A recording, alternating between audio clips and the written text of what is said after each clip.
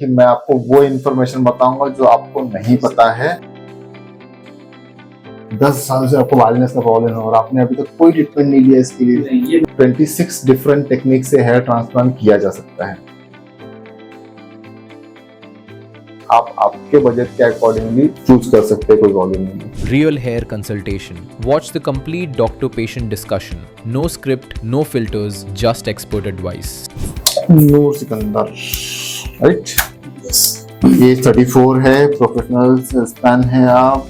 मतलब आपका काम नहीं, मतलब इंडोर है आउटडोर है? दोनों इंक्लूड, ज्यादातर तो इंडोर रहता है।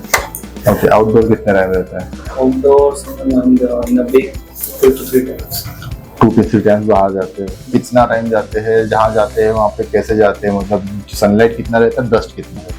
सनलाइट का तो रहता है ना, तो जैसे हेलमेट वगैरह सब पूरा? ओके, ठीक है ठीक है। आपको कहाँ से? माहिम दादर।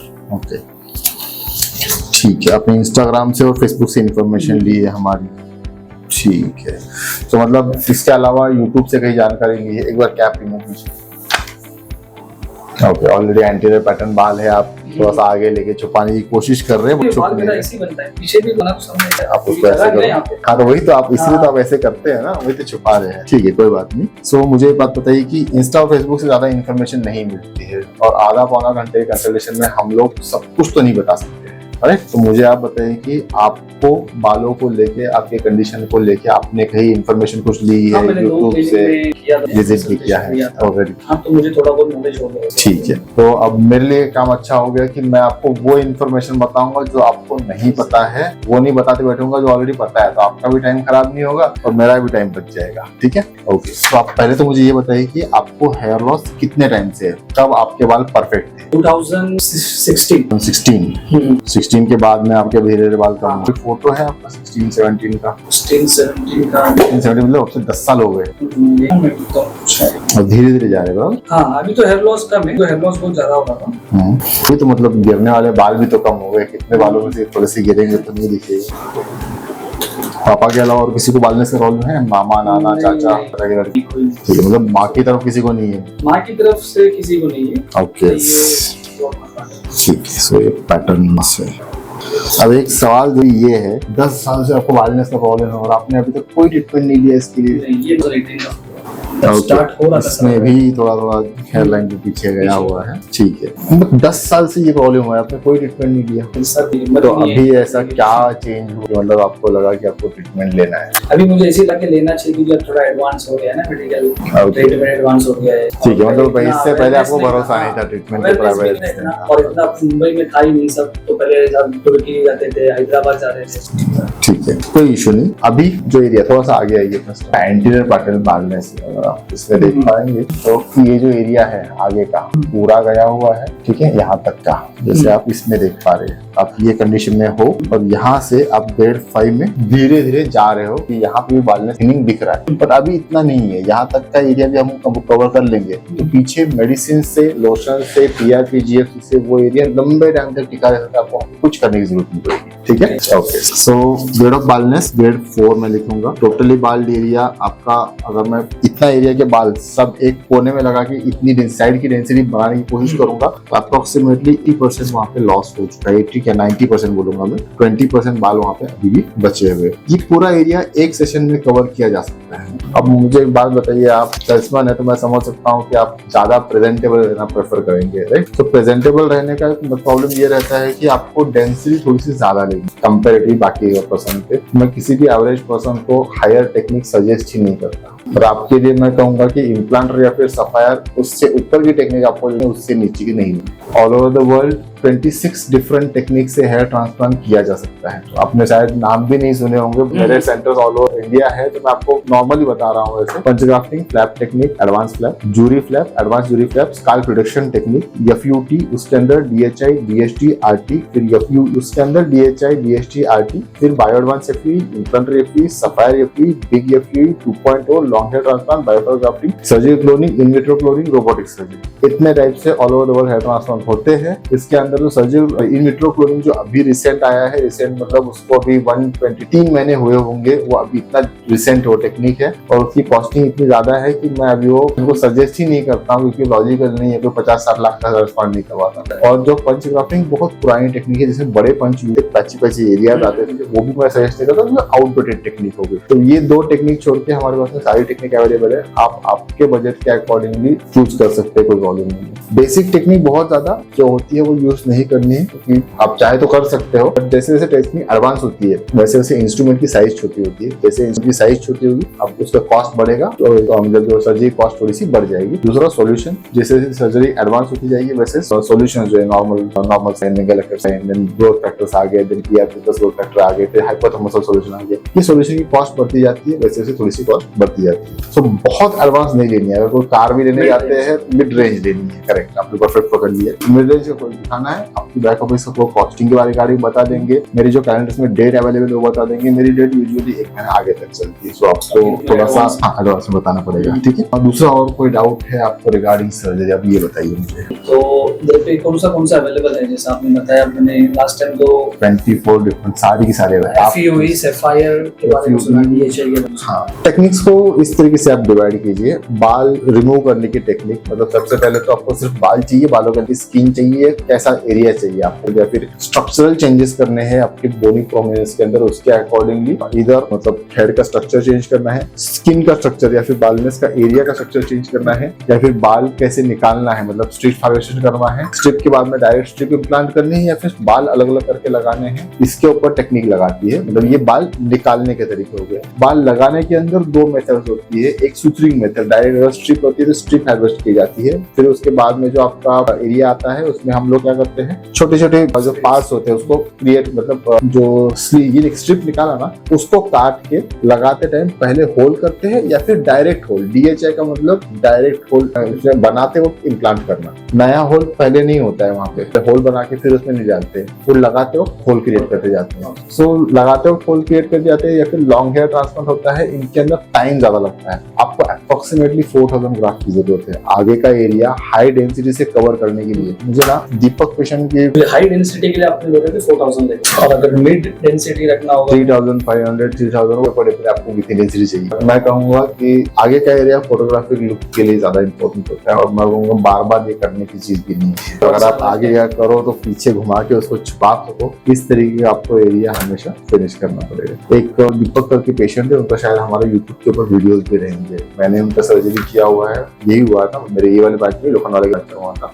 तो पर्टिकुलरली आपको करते वक्त, चूज करते वक्त आपको वो एरिया जो है वो कितना आपको भरना है और कैसे आप दिखेंगे, ये सारी चीजें आपको दिख जाएगी। मतलब अल्टीमेट पूरा का पूरा जूम करके दिखाया हुआ है मैंने उसके अंदर, ये मतलब इतना जूम कोई बताता भी नहीं पेशेंट को कितना एरिया आप कवर करके तो कितना भर सकता है, ये आराम से एग्जैक्ट आपकी जगह कंडीशन है, कुछ अलग अलग नहीं है, ठीक है। उनका वीडियोस भी है शायद उनका, हमारे मैंने उनका ये किया हुआ था, केस स्टडी किया हुआ था, यस, तो वो आप देख सकते हैं आराम से, तो पूरा एरिया जो है कवर हो जाएगा। और क्या क्वेश्चन है आपको रिगार्डिंग सर्जरी, ये बताइए मुझे। तो प्री सर्जरी क्या क्या रहता है, जैसे ब्लड टेस्ट वगैरह हो गया, या फिर सेम डे में आप सर्जरी 1 डे आप करेक्ट कर सकते हैं। मेरा प्रेफरेबल रहता है जब 3000 से ज्यादा ऊपर का प्लान हो तो आप 2 दिन लीजिए, ठीक है। हाँ, अगर आपका बजट इशू है तो फिर मैं कहूँगा डेफिनेटली हम 1 दिन में भी उसको कर सकते हैं कवर। और हमेशा एक होता है ना कि आपने अगर एग्जाम हम पेपर देने जाते हैं तो आंसर शीट में पहले पेज पे हैंड राइटिंग कैसी रहती है और आखिरी की पेज पे हैंड राइटिंग कैसी रहती है, बाद में खत्म करोगे, छोड़ो यहाँ से, वो कंडीशन आपकी भी होगी और हमारी भी होगी।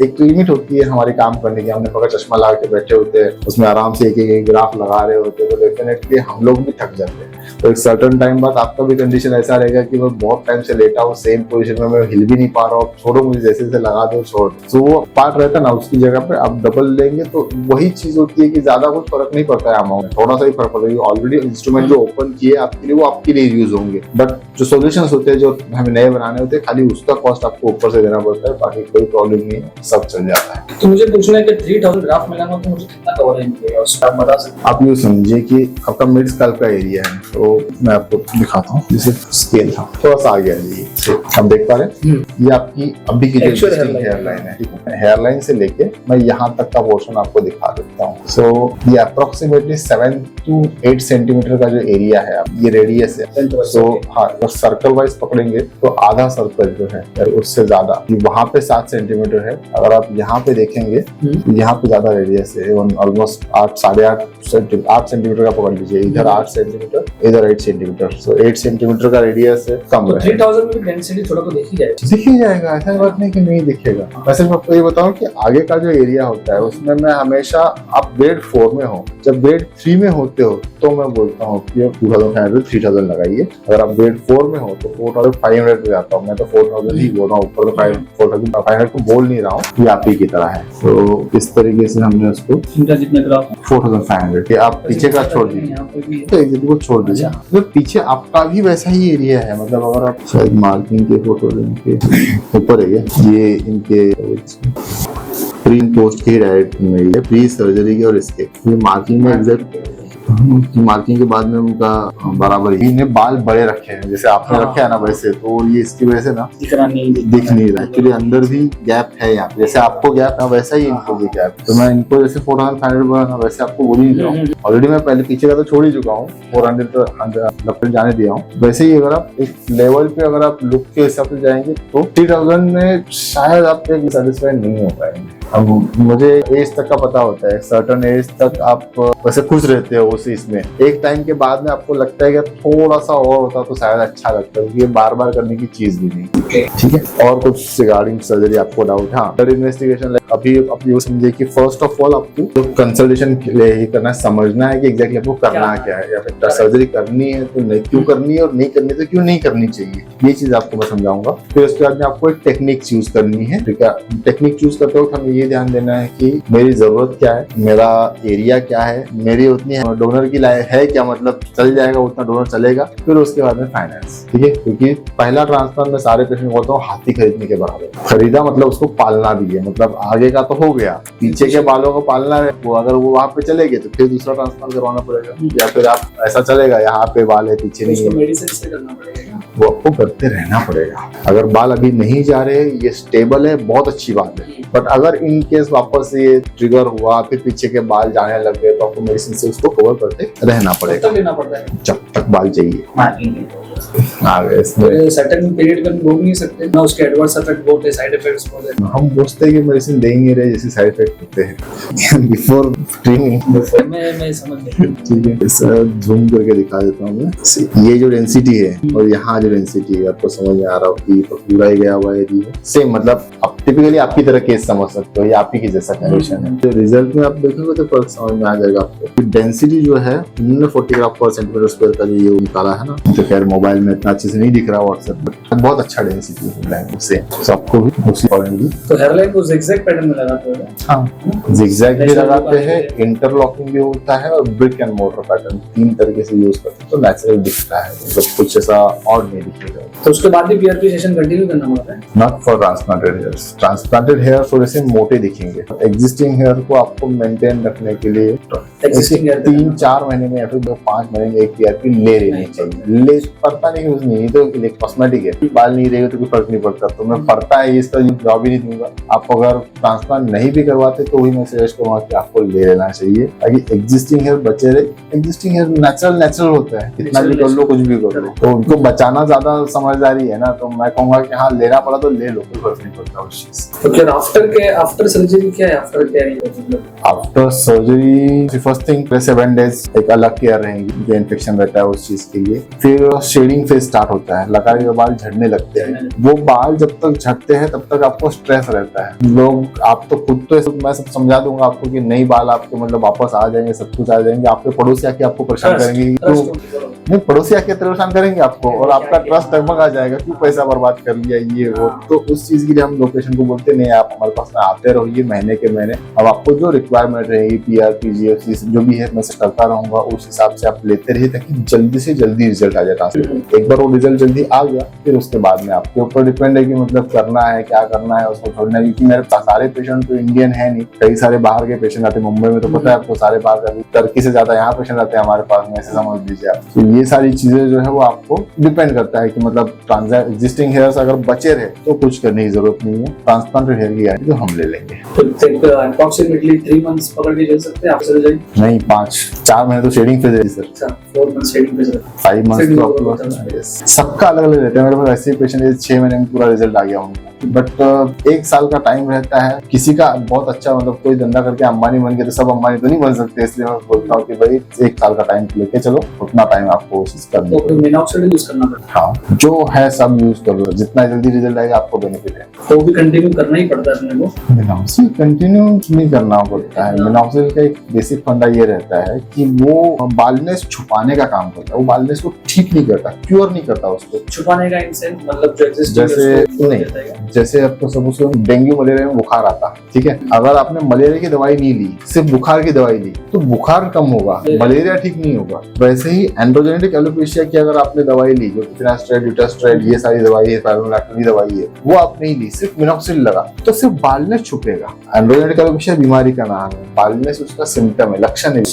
यस, तो सिम्टम हाइड होगा, बीमारी ठीक नहीं है। तो अगर वो बीमारी आपके स्कैल्प में आगे बढ़ रही है तो मिनॉक्सिल जैसे स्टॉप करोगे वैसे बाल और टूट जाएंगे। अगर बीमारी रुकी हुई है तो मिनॉक्सिल स्टॉप करने से कोई फर्क नहीं पड़ने वाला है, ठीक है। मिनॉक्सिल सिर्फ जल्दी ग्रोथ करने के लिए दे रहे हैं, ना कि हम आपको बालनेस क्योर करने के लिए दे रहे हैं। तो लोगों को मन में मिथ रहता है कि मिनॉक्सिल छोड़ देंगे तो बाल चले जाएंगे, और तो ऐसा हो गया ना कि मैं अगर आज खाना खा लिया तो कल से मेरे को रोज खाना खाना पड़ेगा, नहीं तो मैं मर जाऊंगा। कोई लॉजिक नहीं है उसके अंदर, है ठीक है। और कोई डाउट है रिगार्डिंग सर्जरी? कॉस्टिंग एंड वो सब बैक ऑफिस की टीम बता देगी। सर्जरी के रिगार्डिंग क्या डाउट होता है? हाँ, ब्लड टेस्ट इन्वेस्टिगेशन वो मैं आपसे करवाऊंगा। अगर आप हेल्दी है तो आप ओटी में आ सकते हैं, नहीं तो मैं ओटी में आपको नहीं लूंगा। बोलूंगा पहले आप ठीक, यस, पहले से आप ठीक हो, फिर उसके बाद क्या रिपोर्ट में क्या चेक करते हैं? रिपोर्ट में बेसिकली सर्जरी से रिलेटेड रिपोर्ट रहते हैं। इसके अंदर आपको कितना हीमोग्लोबिन है उससे पता चलेगा, कितनी ब्लड सेल्स है, प्लेटलेट्स मतलब ब्लीडिंग रोकने की ताकत आपकी इसमें है या नहीं है, हीलिंग की ताकत आपकी इसमें है नहीं है, उसके लिए शुगर चेक होता है। फिर उसके बाद में BT-CT PTI मतलब खून कितने जल्दी निकलता है, बहता है, रुकता है, इंटेंसिव फैक्टर उसके लिए है या नहीं सफिशिएंट, वो चीज देखते हैं। फिर उसके बाद में हमको ये जानना होता है सीरोलॉजी, मतलब हम लोग अपने टेस्ट करवाते रहते हैं ताकि पेशेंट को कोई बीमारी HIV, HbA, HCV ना हो, और पेशेंट की भी करवाते रहते हैं ताकि हमें भी पता है कि हम लोग सेफ है। तो सारी चीजें सेफ होना बहुत जरूरी है, और पेशेंट के लिए भी, हमारे लिए भी। और सबसे लास्ट ECG एक्सरे, आपके वाइटल्स नॉर्मल होने चाहिए, लंग्स साफ होने चाहिए, हार्ट आप सपोर्ट करना चाहिए किसी भी चीज को। तो अगर आप ओटी में जा रहे हो, एग्जाम में तैयार होकर जाना चाहिए, वैसे भी ओटी में ये सब करके जाना चाहिए। ये नॉर्मल है तो कोई टेंशन नहीं, बाकी कोई प्रॉब्लम ही नहीं है। क्योंकि सेफ्टी पहले चाहिए ना, पहले जान फिर बाद में बाल। सर्जरी सर आप करेंगे डॉक्टर या फिर? नहीं करता हूँ, आप ही अपने टेक्नीशियंस वगैरह कर रहे हैं? नहीं, ऐसे नहीं। हमारे यहाँ पे सारी टीम, पूरी टीम है। मैं होता हूँ, मेरे पास डॉक्टर है, देन उसके बाद में OT इंचार्ज है, फिर उसके बाद में OT टेक्नीशियन है और हेल्पर्स है। तो ये सारे लोग मिलके ही किसी चीज को ये कर सकते हैं। जैसे हमने आपको इतनी सारी टेक्निक्स बताई, हर टेक्निक का अपना एक बेनिफिट होता है और हर एक अपनी टेक्निक का कुछ ड्रॉबैक होते हैं। हम लोगों को ड्रॉबैक साइड में हटा के फिर उसके लिए जो कुछ भी करना पड़े वो करना पड़ता है। एक दिन में अगर एक डॉक्टर सिर्फ आपको सिर्फ डॉक्टर ही टच करेगा, अगर आप ऐसे पकड़ोगे तो 1000 से ऊपर तो ग्राफ्ट ही नहीं हो पाएंगे। तो उसके अकॉर्डिंगली मुझे एक्सट्रैक्शन के टाइम पे जो हेल्पर होता है, प्लकिंग काउंट होता है, काउंटिंग होता है, नेकिंग होता है, इम्प्लांटेशन होता है, फिर वो ब्लंट से हो या फिर आप समझ सकते हैं कि इम्प्लांटेशन 2 पार्ट होते हैं। एक ब्लंट का मतलब होता है जो नीडल होती है उसको धार नहीं होती, वो नया एंगल घसाने के नया चीज नहीं बना सकते, होल नहीं बना सकती है। जो बने बनाए होल है उसी एंगल में अंदर जाके इम्प्लांटेशन हो सकता है। वो तरीका होता है कि हम प्रॉपर वे में उसको कर सके। तो डिपेंड करता है कि आप कौन सी टेक्निक चूज कर रहे हो, बट टेक्निक आपको बजट के अकॉर्डिंगली चूज करना है। वही सामने से मुझे इररिस्पेक्टिवली आप सोच बोलोगे कि नहीं मुझे DHI विद RT टेक्निक चाहिए, विद OTO टेक्निक को कंबाइन करके मुझे दे दो। अब ये प्रॉब्लम ऐसा है कि पूरा का पूरा टेक्निक जो है वो डॉक्टर को ही करना पड़ेगा, दूसरा कोई और छू नहीं सकता उसको। अब 4000 ग्राफ्ट है आपके, जाएंगे 4 दिन, तो मैं 4 दिन में मुझे रखोगे तो डेफिनेटली उसकी कॉस्ट भी तो उसी हिसाब से जाएगी ना। तो उसका कोई मतलब नहीं है हमारा एरिया कितना है, मेरे लिए कौन सी टेक्निक बेस्ट है वो आप देखिए। सामने वाले ने क्या लिया, दुनिया में कौन सी सबसे अच्छी है वो नहीं देखना है। और कुछ डाउट है इसके अंदर? एक चीज बताना भूल गया, छुट्टी चाहिए मुझे 8-10 दिन की। 8-10 दिन की? हाँ, 2 दिन तो मेरे सर्जरी में जाएंगे। एक दिन में नहीं कवर होगा? मैं कर सकता हूँ 1 दिन में, पर फिर वही बात होती है आपको सुबह जल्दी आना पड़ेगा और शाम को मैं जब तक खत्म नहीं होगा तब तक छोड़ूंगा नहीं। वैसा तो मैं आप हाँ बोल रहे हो, बाद में याद रखना कि आपको बिना हिले लेटे रहना है उतने टाइम तक। मतलब मुझे बताइए अब ये at a time surgery pain होता है कि बाद में जब एनेस्थीसिया का जब असर खत्म सिर्फ होता है? पेन आपको बाद में नहीं होगा, जब एनेस्थीसिया दे रहे स्टार्टिंग के 10 मिनट बस उतना ही पेन होगा, उसके बाद में कुछ पेन सर्जरी भी पेन नहीं नहीं। सर्जरी चल रही है, आपको जाके देखना पूछ लो उनसे, कुछ पेन नहीं, कुछ एनेस्थीसिया पूरे पे देंगे या सिर्फ इतना एरिया, सिर्फ इतना एरिया जगह है, आप घूमते हो कोई प्रॉब्लम नहीं है। खाना वाना चाय वैसा होता है उसमें। और मेरा डोनर एरिया कैसा अच्छा है क्या? प्रॉब्लम ही नहीं है सर, इतना अच्छा डोनर, मैं आपको दिखाया ना, इतना सब कुछ रिजल्ट, इतना अच्छा डोनर है। आपको बोले भी कि तो मानना मत आप। मैं आपको फ्रेंडली बता रहा हूँ, मैंने जहाँ लास्ट 2 क्लिनिक विजिट किया ना, तो वहाँ पे मुझे लोग ने बताया, एक ने तो 2500 बताया, एक ने 3000, तो यहाँ आके 4000 हो गया ना, तो मैं वही सोचता कि इतना मेरा हेयर लॉस हो गया। मैं आपको ग्रेडिंग सिस्टम के बारे में मैं आपको कैलकुलेट करके वैसे नहीं बता रहा हूँ, फिर आपकी एक्सपेक्टेशन होती है। मतलब मैं आपको विदाउट एक्सपेक्टेशन, आप क्या सोच रहे हैं या फिर आप कुछ सोच के आएंगे दिमाग में कि मतलब मैं ऐसा दिखूंगा, और फिर मैं सिर्फ आपका बजट कम करने के लिए या फिर प्लान ढंग से रखने के लिए या फिर आपको ओटी में जाके लिटाने के लिए ये बोलूं, वो लॉजिकल भी नहीं होता है। मैं झूठ बोल के काम नहीं करता, चलेगा तो चलेगा, नहीं चलना मत करो, ये कुछ में कोई प्रॉब्लम नहीं है। बाद में रोने से अच्छा है पहले जो कुछ भी रही एग्जैक्ट होनी चाहिए। कुछ डाउट है इसके अंदर आपको? तो इसमें जो पीआरपी सीजन है वो सब कवर हो इसमें, जो आफ्टर बैक ऑफिस के लोग सब करके देते हैं। क्या लगता है पीआरपी के लिए इतना यूज होता है? कितना सेशन रहता है वो लाइफ टाइम आपको लेते रहना चाहिए। मैं लो नहीं बोल रहा हूँ, पर आपका हेयर अच्छे क्वालिटी के बने रहे, मेंटेन रहे, उसके लिए आपको लेते रहना चाहिए आइडियल। उसमें से कुछ हम दे देंगे, बाकी जो है डिपेंडिंग, जैसे आपकी लाइफ में हर टाइम हम लोग सीधा नहीं चलते, कभी टेंशन होता है, कभी डिप्रेशन होता है, कुछ होता रहता है, हार्मोनल फ्लक्चुएशंस होते हैं। जब होगा तब लेना है, जब नहीं होगा तो कोई ठीक है। एनीथिंग एल्स जो आपको जानना हो? सुबह अगर चालू करेंगे तो कितने बजे चालू करेंगे? आप एक दिन में करोगे, 2 दिन में करोगे? 8 बजे चालू करूंगा और शाम को 10 बजे छोड़ूंगा। सर आप ये समझे ना, उसमें आप 1 आध घंटा खाने के लिए भी लोगे, फिर बीच में दर्द करेगी, बीच में ये दर्द करेगा, वो ट्रैवलिंग का इशू हो जाएगा ना, बार बार आना जाना, फिर वो आधे में आओ आधे में। यहाँ पे आजू बाजू में हम लोग अंधेरे में रहते हैं, अंधेरे में यहाँ पे रहने का कोई प्रॉब्लम ही नहीं। डॉर्मेटरी से 100 रुपए से लेके 3000 रुपए तक हर एक टाइप का होटल है यहाँ पे, आप अपने हिसाब से ले सकते हैं, कोई बड़ी बात नहीं, इतना तो बड़ी बात नहीं है। और स्टे करना है, एक होता है ना कि आप भी रिलैक्स होके चीजें करें और हम भी कॉन्सेंट्रेट होके चीजें कर पाए, अगर दोनों के बीच में हम लोग कहीं आ जाते तो ज्यादा अच्छा। ऐसा तो नहीं है कि मतलब मैं बोल रहा हूँ, लोगों का होता क्या है कि पता नहीं पेशेंट 1-2 दिन बोलूंगा तो करेगा कि नहीं करेगा, फिर 2 दिन में मैं 3000 बोल दूं तो ठीक अच्छा नहीं है, एक ही दिन में 3000 ही बोल देता हूँ, शायद वो कर लेगा। ये चीजें करने से अच्छा है कि मैं जो भी हो, मैंने कैलकुलेशन के साथ में आपको बताया कि इतना ग्राम क्यों चाहिए और इतने में कितना मिलेगा। मेरे बस पे 60 ग्राफ आपको पर सेंटीमीटर, मतलब ग्राफ आपको मिलेंगे, आप निकाल ले जाओगे तो उतने वाला आप निकाल सकते हो। सेम चीज उतने ग्राफ में या फिर उस डेंसिटी से आपको जाना है तो उतना तो आपको डालना पड़ेगा। ऐसा नहीं चलेगा कि मतलब मैं इतना सा करता हूँ हो जाएगा, उतना सा करता हूँ हो जाएगा। आप ये भी सोचिए ना कि ये चीज परमानेंट होगी, तो सेक ऑफ ऐसे मतलब करना है इसलिए करना है, इससे अच्छी आपको प्रॉपर प्लानिंग से चलिए। क्या था, इन्होंने ये वाले टेम्पल का आगे वाला पार्ट किया था और फिर लाइन पीछे चली गई, फिर ये ऐसे टेम्पल का लाइन दिखता था, वो तो बड़े सेलिब्रिटी हो। हाँ, तो स्टार्टिंग में हमको लगता था कि वो सेलिब्रिटी है तो मतलब कुछ नया स्टाइल बनाया था, लोग यहाँ पे लाइन मांगे जैसे प्लेयर्स, वो ऐसा नहीं था। ठीक है, तो आपका करना है तो छुट्टी कब ले सकते हो, प्लान कब का आपका हो सकता है, ये बताइए, तो वैसे मैं आपको बाकी चीज बता देता हूँ। रेनी सीजन जब स्टार्ट होगा सब कुछ इन्फेक्शन वगैरह कुछ कोई क्वेश्चन नहीं, हर एक सीजन में प्रिकॉशंस अलग होते हैं। हेलो कॉस्टिंग के लिए हर सीजन में प्रिकॉशंस अलग रहते हैं। विंटर सीजन में अलग रहेंगे क्योंकि स्किन ड्राई होती है, बट दर्द ज्यादा होता है तो उसमें प्रिकॉशंस अलग रहते हैं। रेनी सीजन में बस आपको घर से बाहर नहीं निकलना है क्योंकि मौसम वैसे ही बहुत अच्छा रहता है, खाली बस घर पे बैठ के चाय समोसे खाते रहिए, 7 दिन मस्त हो जाएगा। फिर उसके बाद में आपको समर सीजन रहता है, उसमें थोड़ा प्रॉब्लम रहता है क्योंकि एसी चलाने, रूम ठंडा रखना होता है, ये सारी चीजें होती है। अगला सीजन जो आपके आएगा नेक्स्ट मंथ का बेस्ट सीजन है, कुछ प्रॉब्लम नहीं। तो 1 वीक का और वेकेशन बस होता है मोर देन सफिशिएंट। 1 दिन का कर रहे हो तो क्या, 2 दिन का कर रहे हो, देखिए आप मैं चाहता हूँ कि आप प्रॉपर वे में हेड कवर करके जा सके बाहर जाते हो। स्टार्टिंग के कुछ दिन हम ऐसे कैप देंगे, लोग अपना काम छोड़ के आपकी तरफ देखेंगे, ये क्या चल रहा है चीजें, मतलब ऐसा क्यों पहनती हूँ। तो नॉर्मल कैप पहन सके, बंधाना टाइप पे पूरा कवर करके अच्छे से बाहर चल सके, इस चीज के लिए आपको 10th डे मतलब सर्जरी के 2 दिन, उसके आगे 7 दिन, उस दिन आपका हेड वॉश हो जाएगा, उसके बाद में आप फ्री हो। सर पे पानी लेने लग गया मतलब आप फ्री हो, स्वेलिंग वगैरह आता है कुछ नहीं आएगा। जो एडवांस सॉल्यूशन यूज करते हैं ना, नॉर्मली सब जगह पे बेसिक लिग्नोकेन सॉल्यूशन यूज होता है, हम लोग बुप्रियाकेन सब यूज करते हैं, तो सॉल्यूशन मेरा एक कजिन इसने चंडीगढ़ से आके खड़ा था, मेरे को स्वेलिंग हो गई, उसका उनका पूरा डिजाइन ही चेंज। शायद आज कल दूसरा हेडवर्स के पेशेंट आएगा, देख लीजिए, पूछ लीजिए किसी को, मेरी हाथ में किसी नहीं हुआ। हाँ, एक का हुआ था, वो 3 दिन सर्जरी उन्होंने करवाई थी मेरे से, नहीं मुझे और चाहिए, ये चाहिए, वो चाहिए, ऐसा। उनके अलावा और किसी पेशेंट में कोई स्वेलिंग नहीं है। उसका वो फेस देख के मेरी डॉक्टर मेरे को बोलती, बेटा आप नहीं कराना है तो मैं आपसे बात नहीं करूँगा। ऐसा हो जाएगा तो कुछ नहीं होने वाला। हाँ, फर्स्ट डे सब डरते हैं क्योंकि वो ग्राफ लगे रहते हैं ना, हाथ थोड़ा सा एक रहता है, पर अदरवाइज कोई प्रॉब्लम नहीं है। ओके, बाकी शिवा आपको कॉस्टिंग और बाकी सब चीजें बता देंगे, ठीक है? यस, कॉस्टिंग वो सब पार्ट आपको बता देंगे, मेरा कैलेंडर भी वही देखते हैं। Thank you so much.